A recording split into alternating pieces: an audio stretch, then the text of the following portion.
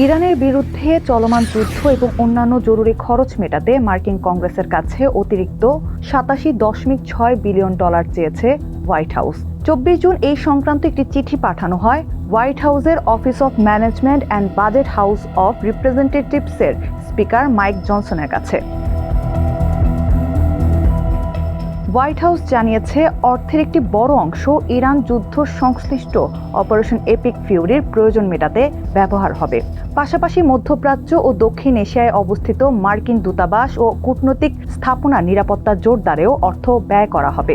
এই অর্থের মধ্যে প্রতিরক্ষা বিভাগে যাবে প্রায় 67 বিলিয়ন ডলার।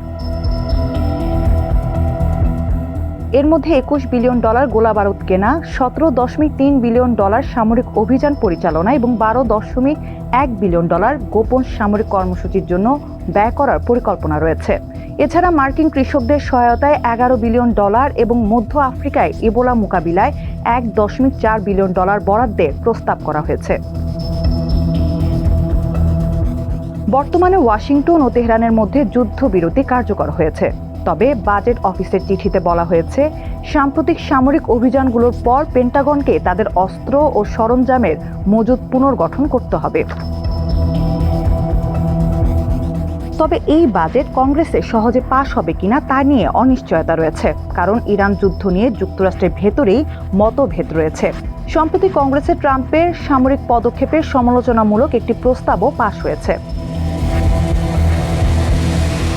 এই নিয়ে ট্রাম্প ক্ষোভ প্রকাশ করে বলেছেন, কিছু রিপাবলিকান ও সব ডেমোক্রেট যুদ্ধের সফলতা দেখতে চান না। অন্যদিকে সমালোচকরা বলছেন, যুদ্ধের প্রকৃত ব্যয় সরকারি হিসাবের চেয়েও অনেক বেশি হতে পারে।